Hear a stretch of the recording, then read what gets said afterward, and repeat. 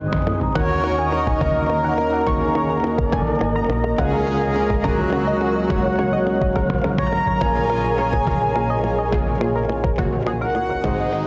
questions que le comité des sages se posait, on avait déjà les réponses. C'était vraiment genre, les personnes trans, c'est des petits-enfants. On va vous apprendre à être sage, faut pas faire de bêtises. C'est vraiment ça que ça fait, en fait. J'ai peur qu'à un moment donné, quelqu'un de charismatique, de convaincant, mais qui s'y connaît pas, puis que des billets réussissent à convaincre un décideur et fasse reculer des droits. C'est même pas vraiment une occasion manquée, c'est une occasion manquée de rien faire, en fait. C'est pas ça, c'est pas on va-tu prendre des hormones, on va-tu avoir recours à des chirurgies, c'est comment. Mais la transidentité n'est pas une discussion, c'est une réalité. Dès qu'on est visible, on reçoit des vagues de violence. OK, est-ce que mes droits vont encore être respectés?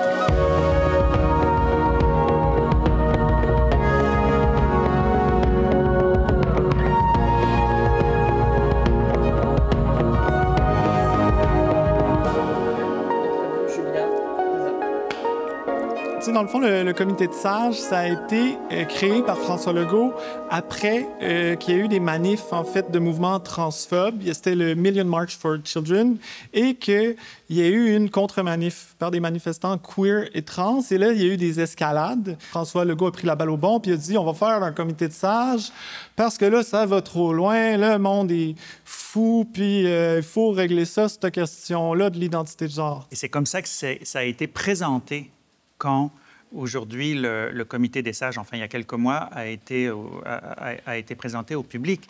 C'est-à-dire un comité pour étudier le fond des choses sur cette question-là, justement, de l'existence des personnes trans, la validité des personnes trans, de la non-binarité. Est-ce qu'il faut changer les lois? Est-ce qu'il y a trop de permissions ou pas assez, etc. Et ça a été dit et redit dans les médias. C'est l'équivalent de faire un comité sur l'égalité des genres sans femmes et sans diversité de genre, ou un comité sur les personnes autochtones sans personnes autochtones dedans. Quoique, dans notre histoire québécoise, c'est arrivé plusieurs fois.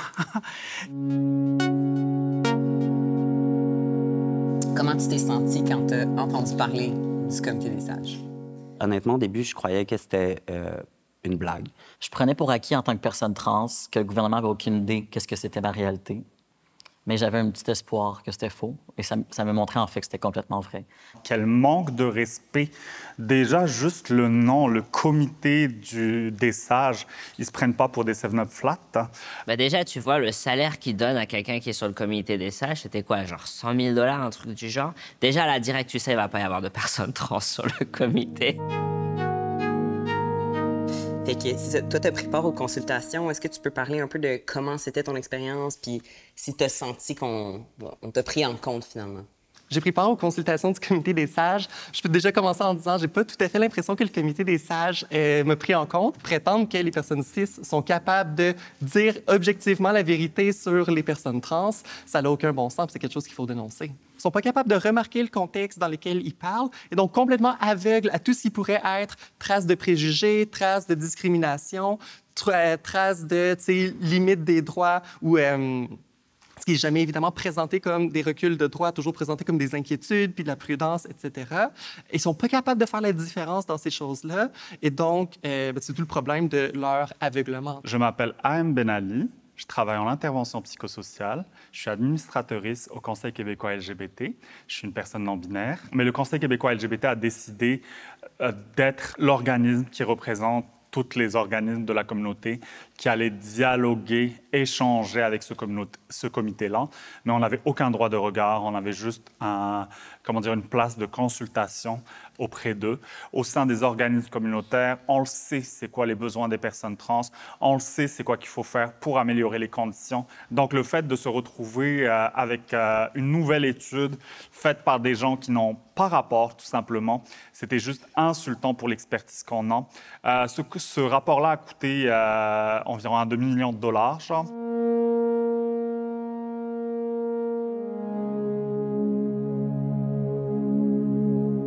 Est-ce que tu es familière avec le rapport du comité des sages? Oui. Je l'ai lu, relu, analysé. Est-ce que tu voudrais aller plus en détail, justement, dans c'est quoi les principales remarques qui ressortent? Ben, la principale remarque, c'est que ça se sent que les 3 personnes qui ont été choisies ne connaissaient malheureusement pas un peu le dossier. Les gens en tout cas, le gouvernement, on dirait, a tendance, et plusieurs personnes, à croire que c'est un sujet tellement hautement émotionnel que c'est impossible d'être neutre, que c'est impossible d'être une personne qui fait de la recherche et d'être neutre, que c'est impossible de faire partie de la communauté et de ne pas avoir de biais. Or, alerte aux divulgateurs, hein? Spoiler alert, on a tous des billets, toute la gang. Je serais curieux de savoir, est-ce qu'il y aurait d'autres choses que toi, tu aurais voulu voir dans le rapport, que tu dis ça, c'est une occasion manquée, on aurait dû parler tel enjeu? Bien, le stress minoritaire aurait dû être au cœur de ce rapport-là. On dit qu'on veut lutter contre la transphobie, mais justement, la transphobie nourrit le stress minoritaire. Stress minoritaire, c'est un stress. Là, stress, on vit tout du stress. Il faut tout qu'on s'adapte. On manque l'autobus, on est stressé. Il faut qu'on ait travaillé, on est stressé. Mais le stress minoritaire, c'est d'être tout le temps stressé par rapport au fait qu'on ne rentre pas dans la norme. À la base, la simple existence du rapport, là, ça l'envoie le message. Votre existence, elle doit être débattue. Hein? Votre existence, il faut qu'on y réfléchisse. On n'est pas sûr quel droit on devrait vous donner. Donc, tout ça, c'est intériorisé. Ce serait quoi tes principales critiques, toi, dans le rapport en soi, les constats qui ont été émis?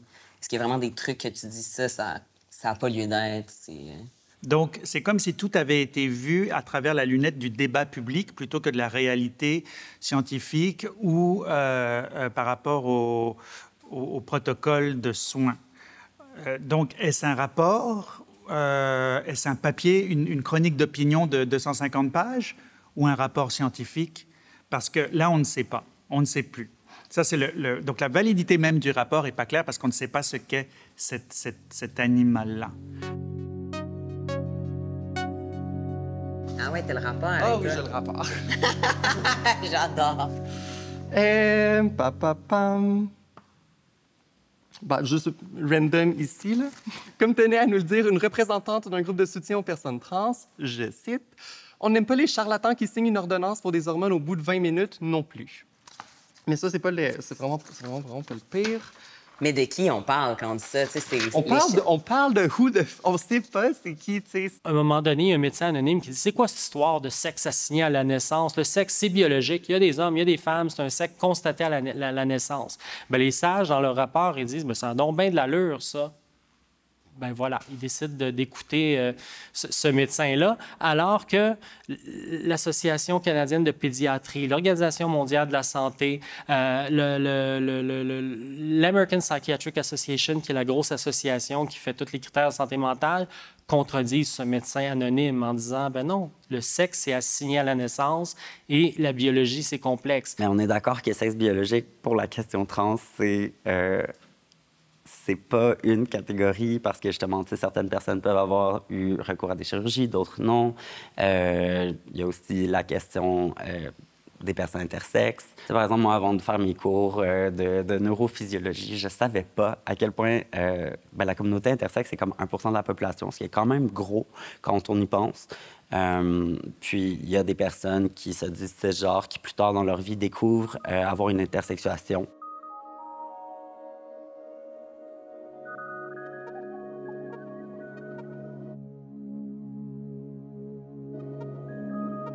Si tu veux te présenter en quelques mots. Salut, je m'appelle Céleste. Je suis une militante, juriste et personne un peu trop fortement engagée. Je suis aussi une femme trans, disons parfois un peu excentrique, mais j'essaie quand même d'être le fun parfois. On assiste vraiment à une tentative de se séparer des femmes trans des femmes cis, de dire que les femmes trans seront une catégorie à part, qui ne seraient pas vraiment des femmes. Contrairement à ailleurs au Canada où ce sont plus les jeunes trans, ici, c'est vraiment plus les femmes trans adultes qui, d'ailleurs, font toujours l'objet d'un nombre innombrable de stéréotypes nous présentant en tant que prédatrices ou personnes dangereuses. Et ça, je veux dire, ça nous met en danger. Est-ce que tu as l'impression que, justement, le Comité des sages puis leur rapport sont comme un premier pas en direction de mise en place de lois qui peuvent encore plus limiter les droits des personnes trans? On assiste à des reculs immenses aux droits des personnes trans. Notamment, le ministre Bonnardel, le ministre de la Sécurité publique, a introduit en juin dernier une politique à l'effet que les femmes trans détenues, donc en fait les personnes trans détenues dans les prisons provinciales, mais en pratique, ça n'affecte pour l'instant que des femmes trans, seront jetées dans les prisons pour hommes, sauf si elles ont eu une chirurgie d'affirmation de genre. On ne savait pas vraiment c'était quoi le sexe anatomique au début. Les journalistes ont annoncé que c'était le sexe assigné à la naissance. Finalement, c'est si tu as une vaginoplastie, tu vas du bord des femmes. Si tu n'as pas de vaginoplastie, tu vas du bord des hommes. Il y a déjà des femmes qui ont été transférées de prison. La prison pour femmes est vue comme une espèce de place plus sécuritaire. C'est pour ça qu'on vient mettre les femmes trans qui vivent peut-être la violence dans une prison pour hommes, qui demandent. Oui, c'est un désir de se faire reconnaître pour son genre, mais c'est la sécurité avant tout. C'est pour ça qu'il y a beaucoup d'hommes trans qui ne vont pas aller en prison pour hommes parce que c'est trop dangereux. Dans la réalité, il n'y a aucun exemple de cas problématiques qui est survenu par rapport à une personne trans dans des prisons au Québec. On va d'ailleurs aller chercher des exemples ailleurs dans le monde pour justifier ce genre de pratiques. Puis ça, en fait, ce qui est drôle, puis c'est aussi un autre truc qui était prévisible, c'est que dans le rapport du Comité des sages, ce n'est pas la suggestion qui est faite. Ce n'est pas ça qu'ils disent. Fait qu'ils vont utiliser ce rapport-là pour motiver probablement des reculs des droits au courant. En tout cas, c'est un des dangers. Puis celui-là est arrivé. D'ailleurs, le comité a émis une opinion sur les toilettes mixtes en disant que c'était une bonne chose et que ça ne causait pas de problème. Cette opinion, pour l'instant, est ignorée par le gouvernement. Le fait que le ministre de l'Éducation, Bernard Drinville, ait interdit tout simplement les nouvelles constructions de toilettes non genrées dans les écoles, pourtant, c'est quelque chose de tellement normal puis auquel on est tous habitués, que ce soit dans les cafés, que ce soit dans nos chez nous. Je pense pas qu'on a des toilettes genrées à la maison. Puis la cohabitation se passe toujours bien. Salut, moi c'est Chacha Enriquez, je suis professeur de sociologie et activiste queer. Je m'identifie comme une personne non-binaire et j'utilise tous les pronoms. En fait, moi, je m'implique sur les enjeux LGBT depuis une vingtaine d'années et c'est des enjeux autour desquels on gagne, en fait. Depuis 20 ans, on gagne des avancées, on gagne des victoires parce que, simplement, nous, on veut vivre nos vies pleinement. Et c'est la première fois depuis 20 ans qu'on essuie des reculs. Toi, tu choisis de ne pas le cacher.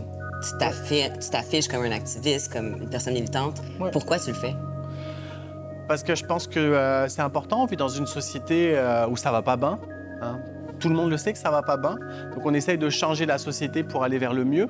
Ce qui se passe en ce moment, surtout, c'est une mobilisation de l'extrême droite. La société dans laquelle on vit, elle est en crise. On vit des crises majeures. Une crise du décalage de richesse entre les riches et les pauvres, la crise climatique, les crises du logement. Et là, les élites se demandent comment est-ce qu'on fait pour faire que la population accepte des conditions de vie qui sont de plus en plus misérables. C'est dans ce contexte-là qu'ils vont trouver des groupes minoritaires et qui vont les produire comme des menaces. C'est ce qu'on appelle des boucs émissaires. Une des raisons pour laquelle il n'y a pas de personnes trans sur le comité, c'est parce qu'ils disent justement ça permet d'être froid par rapport à la question. Moi, je pense que c'est l'inverse. Je pense que quand on ne connaît pas du tout quelque chose, on ne peut pas être objectif parce qu'on arrive avec des idées préconçues qu'il faut d'abord défaire et ensuite il faut apprendre. Il y a énormément de pays aujourd'hui où les droits des personnes LGBT et spécifiquement des personnes trans sont remis en question et la validité même des identités trans sont remises en question. Tu sens comment d'être arrivé dans un Québec qui recule justement par rapport aux droits des personnes trans? Je pense que c'est tellement dommage, puis c'est tellement pas à l'image de ce que j'attendais, les raisons pour lesquelles qui m'ont amené ici. Je pensais vraiment que, oh my God, que j'allais venir, que j'allais trouver une communauté établie, forte, solidaire et que genre comme on avait énormément d'alliés et tout. Mais genre comme je suis triste de constater que c'est pas le cas. Ce qui est dangereux avec le comité des sages, parce que ça ouvre la porte à la discussion. Mais la transidentité n'est pas une discussion, c'est une réalité. Donc, des fois aussi, c'est tendre aussi la perche à certains politiciens ou d'autres personnes qui ne comprennent pas c'est quoi la transidentité. Ben, ça leur donne aussi des munitions pour pouvoir sauter dessus et pour pouvoir aussi, comment dirais-je, mettre en avant leur transphobie. Une communauté trans, comme, ouais, c'est pas homogène. Il y a des personnes blanches citoyennes, il y a des personnes immigrantes de couleur. Et la vie n'est pas du tout la même. dépendamment de quel côté tu te trouves. Pour moi, c'est vraiment les questions qui me parlent, c'est les questions des personnes trans immigrantes à Montréal, parce que Montréal, c'est aussi une ville refuge où on accepte énormément de personnes immigrantes, queer et trans. On dit aux gens partout dans le monde, il y a un peu comme des politiques où on va leur dire, vas-y, regardez, vous n'êtes pas bien à Montréal, le Canada, on va vous accueillir. Et après, ils arrivent ici et il n'y a pas de ressources. Parce que toutes les ressources dans la communauté, les organismes qui ont le plus d'argent, qui ont le plus de ressources, c'est des organismes qui vont apporter des choses aux personnes trans qui ont déjà un minimum de privilèges.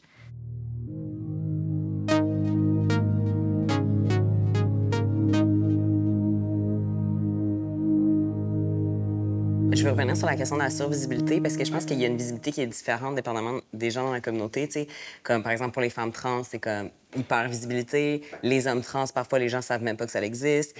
Les personnes non-binaires, c'est trop compliqué. Tu sais, est-ce que tu peux nous parler un peu de ces différents registres-là de visibilité puis peut-être expliquer selon toi un peu pourquoi on a ces idées-là préconçues? Oh mon Dieu. Une des choses qui caractérise vraiment la visibilité des femmes trans, c'est... Moi, j'aime se dire les féministes en général. Donc, même, tu sais, pour les féministes cis, décrivent souvent l'expérience de l'arbre puis de l'écorce, tu sais. Dans le sens que faut que tu sois belle, pas trop salope. Faut que tu sois diligente, mais pas prude.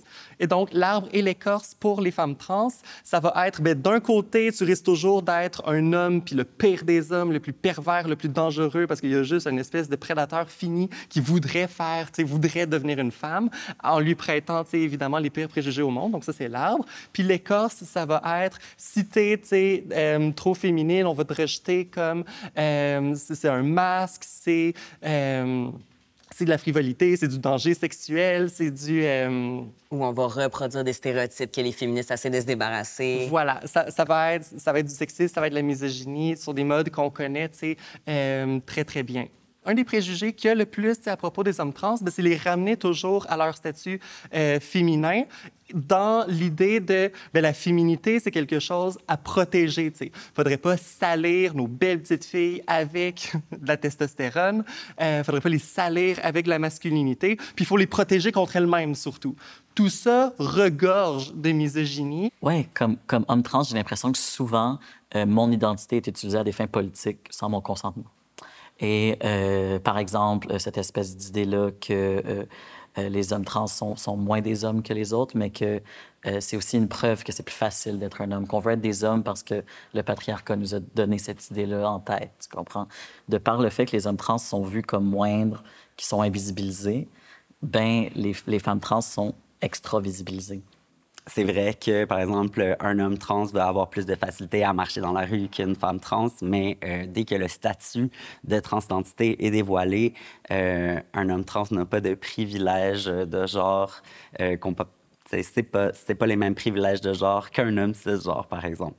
Je me demandais, toi, mettons, personnellement, par rapport à tout ce qui se passe dans les médias, dans les derniers mois, presque à chaque jour, quasiment chaque semaine, une nouvelle justement, qui nous annonce que dans tel État américain, les personnes trans ont moins de droits, on sent qu'on voit vraiment concrètement des reculs un peu partout.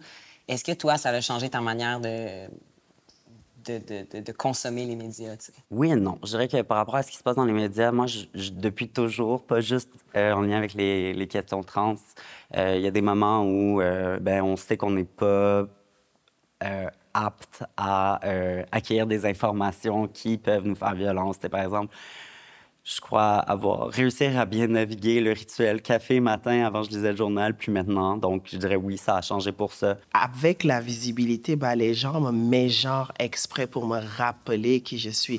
Donc, ce qui fait que ça vient aussi mettre en avant que le fait qu'il y a une visibilité, le fait qu'on parle beaucoup des personnes trans, ça crée une certaine animosité, une certaine passive-agressive que les personnes maintenant ont vis-à-vis des personnes trans pour leur rappeler ce qu'ils sont ou genre comme ce qu'ils représentaient. Que c'est une pression pour moi de toujours être à mon 100%, de toujours faire attention à ce que je dis, de toujours faire attention à comment je me présente aux gens. C'est aussi une pression supplémentaire en tant que personne noire, mais en tant que aussi femme trans. À force d'observer les gens commenter votre existence, même si vous ne vivez pas de la discrimination dans votre quotidien, bien, vous finissez par intérioriser, on finit par intérioriser tout ça. On ouvre la radio, encore une fois, on parle de moi, tel chroniqueur parle de moi. Donc, on finit par développer une espèce de vigilance, de stress, de dire, il va-tu se passer quelque chose à un moment donné, là, tu sais, contre moi. Alors, il y a un poids qui vient avec la transidentité, et ce poids, c'est d'être jugé en permanence. Alors, je suis ni monstre, ni martyr, ni mystère. Et ça, c'est très, très bizarre de se voir sur ces trois modes-là, alors que je suis juste quelqu'un qui essaye de passer à travers sa journée, de faire son boulot, voilà.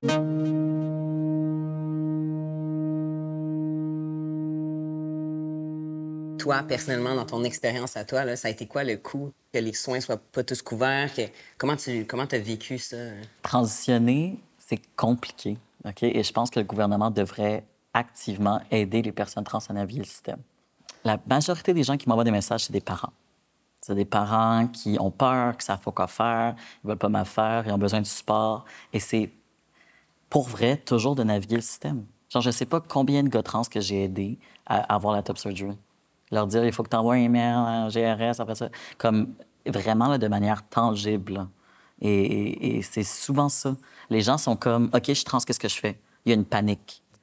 Qu'est-ce que j'aurais voulu que le comité des sages prenne le temps de faire? C'est penser au matériel. Je pense que le comité des sages et les médias et le gouvernement est beaucoup trop dans la théorie.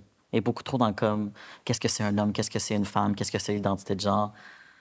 Regarde, il y a l'université, il y a des trucs qui sont faits, les faits sont là, mais à quoi le gouvernement sert? Okay? Est-ce que c'est difficile d'être une personne trans et de changer ses cartes, avoir accès à des chirurgies? Je pense qu'il manque quelque chose de très tangible. Et je pense que c'est là-dessus qu'il faut qu'on se rejoigne. L'accès aux soins est mieux qu'il était dans les années 80, 90, mais il est encore ridicule, tu sais. Pour les femmes trans, il n'y a rien de couvert à part la vaginoplastie puis certaines formes d'hormonothérapie. Par exemple, là, j'ai fait de l'orthophonie, ça a coûté des milliers de dollars. Là, je pense à me faire peut-être des chirurgies de féminisation faciale, tu sais, puis c'est cher. La paperasse administrative, à quel point c'est un fardeau. Est-ce que tu as des exemples concrets que les gens vivent que tu voudrais nous parler? Surtout par rapport à peut-être la communauté transmasculine, vu que... Oui. Ben, je dirais, en ce moment, depuis plusieurs mois, on est en rupture de stock, par exemple, de testostérone dans les pharmacies, puis c'est un réel enjeu. Par exemple, moi, j'ai pas eu accès à mon hormonothérapie régulière depuis plusieurs mois. Donc, je dirais le manque de formation du personnel médical, surtout en région éloignée au Québec. Il y a beaucoup de communautés trans qui vont déménager en ville pour pouvoir avoir accès à des soins. Ce qui peut être super instabilisant, parce qu'une personne qui a toute sa communauté en région, sa famille, qui doit venir en ville pour des raisons de transition, c'est pas nécessairement un choix personnel, mais plus un choix de survie. Même les personnes pour qui ça fait longtemps qu'ils ont entamé une transition, pour avoir accès à un endocrinologue, c'est très compliqué, très long. Il y a plusieurs médecins de famille qui ne veulent pas prescrire une hormonothérapie, même si la personne a déjà entamé sa transition de genre. Il y a beaucoup de personnes trans, leur besoin imminent, ça va être, moi, je veux avoir mes hormones, je veux avoir mes opérations parce que moi, je mange déjà, j'ai déjà un appart, j'ai déjà tout ça. Et on oublie souvent les gens qui sont dans l'étape en dessous. C'est comme, moi, j'aimerais bien pouvoir penser à avoir des opérations. J'aimerais bien pouvoir penser à qu'est-ce que je vais faire pour aller, je sais pas, aux toilettes ou quoi que ce soit. Mais moi, j'avoue que ce qui me compte à cœur vraiment, c'est comment je vais manger. Ce que j'aimerais, si on voulait parler des enjeux trans, une chose qu'on pourrait faire si on voulait être un petit peu plus rigoureux pour de vrai, le gouvernement pourrait demander à l'Institut national d'excellence en santé puis en services sociaux, puis à l'Institut national de santé publique de se pencher sur ces questions-là dans une approche de réduction des méfaits. Ça, ce serait quelque chose de positif pour cette chose-là.